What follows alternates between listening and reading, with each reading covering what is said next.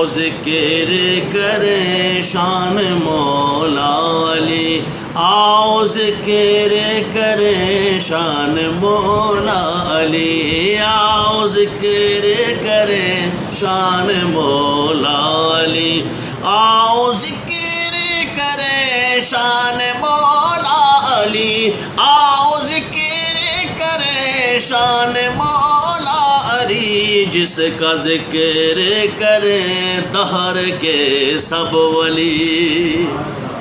جس کا ذکر کریں دہر کے سب ولی، آؤ ذکر کریں شان مولا علی۔ تاجدار مدینہ کا فرمان ہے، سنیے گا حضور کا فرمان ہے، تاجدار مدینہ کا فرمان ہے، تاجدار مدینہ کا فرمان ہے، تاجدار مدینہ کا فرمان ہے، جس کا مولا ہوں میں اس کے مولا علی، جس کے مولا ہوں میں بھائی، جس کا مولا ہوں میں اس کا مولا علی، من کنت مولا فہذا علی مولا۔ حضور نے ہاتھ اٹھا کے فرمایا بھائی جس کا میں مولا ہوں نا اس کا علی مولا ہے، ٹھیک ہے۔ اب آگے سنیے گا، رب نے جس کے لیے شمس پلٹا دیا، رب نے جس کے لیے شمس پلٹا دیا، رب نے جس کے لیے شمس پلٹا دیا، اس کو کہتے ہیں ہم یا علی یا علی، اس کو کہتے ہیں ہم یا علی یا علی، مل کے ایک مرتبہ، اس کو کہتے ہیں ہم یا علی یا علی، اس کو کہتے ہیں ہم یا علی، مجھ پہ ان کا کرم ہے وسیم آج تک، مجھ پہ ان کا کرم ہے وسیم آج تک، مجھ پہ ان کا کرم ہے وسیم آج تک، میں نے جب بھی پکارا ہے مشکل ٹلی،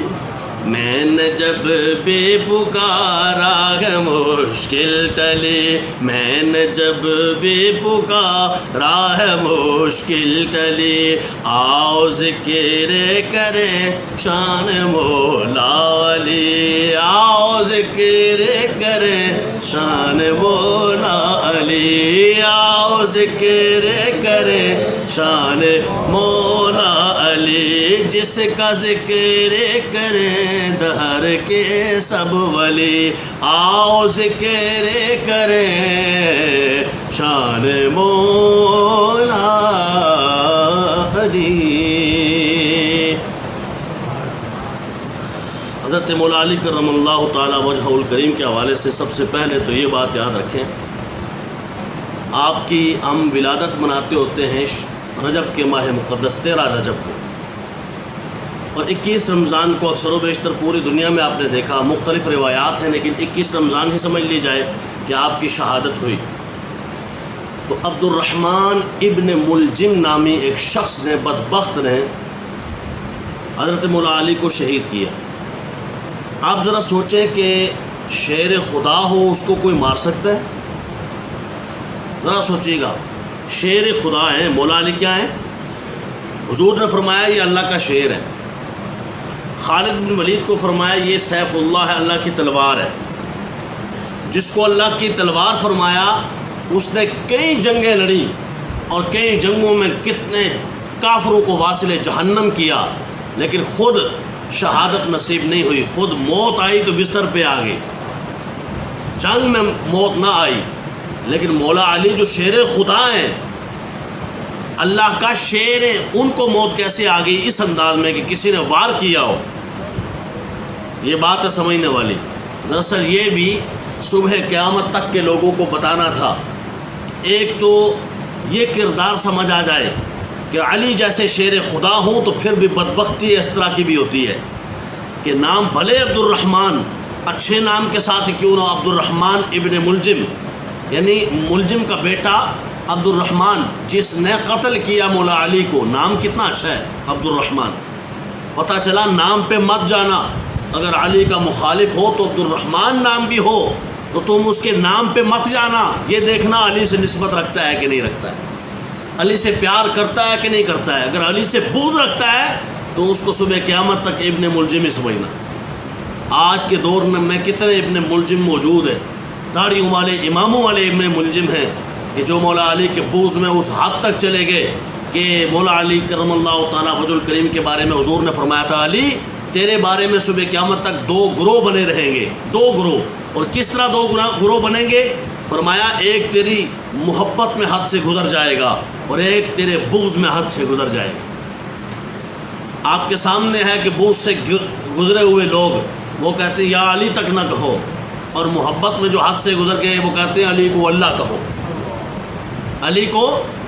تو جو بغض والے لوگ ہیں ان کے لیے کہا گیا کہ تم ابن ملجم کا کردار ادا کرتے ہو، اور جو حد سے گزر گئے ان کے بارے میں بتایا گیا، دیکھا ہے کہ میرے آقا نے فرمایا تھا کہ حد سے گزر جائیں گے، اللہ کہہ دیں گے تو ان سے کہہ دینا کہ شیر خدا ہو کے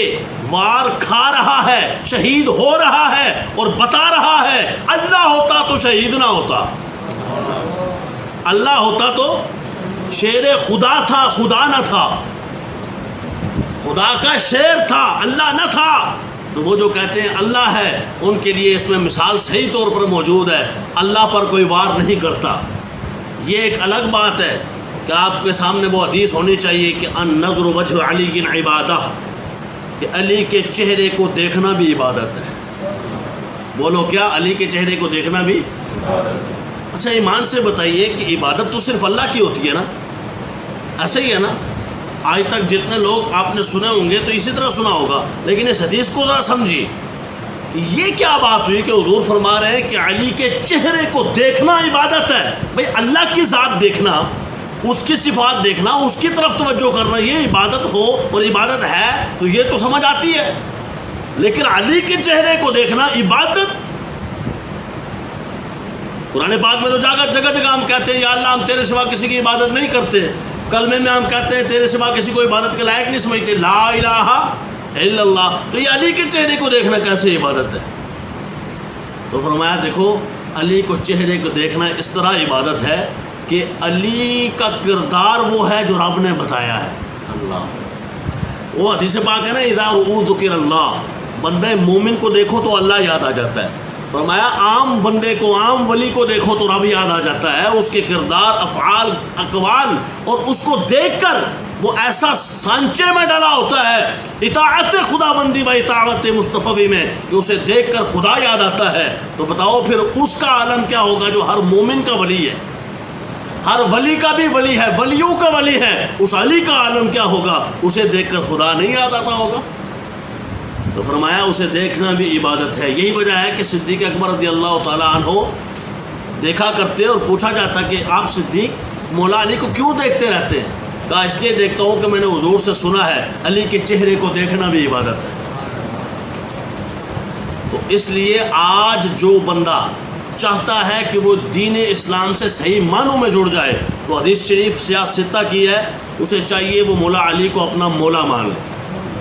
کیونکہ حضور علیہ الصلوۃ والسلام نے فرمایا من کنت مولاہ فعلی المولا، جس کا میں مولا ہوں اس کا علی مولا ہے۔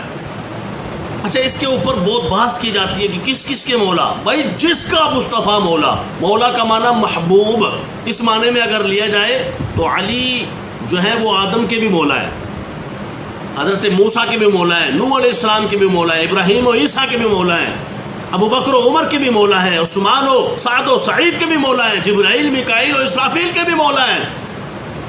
امام اعظم کے بھی مولا ہیں، امام احمد بن حنبل کے بھی مولا ہیں، امام شافعی و مالک کے بھی مولا ہیں، سرکار قادریت، سرکار سیدنا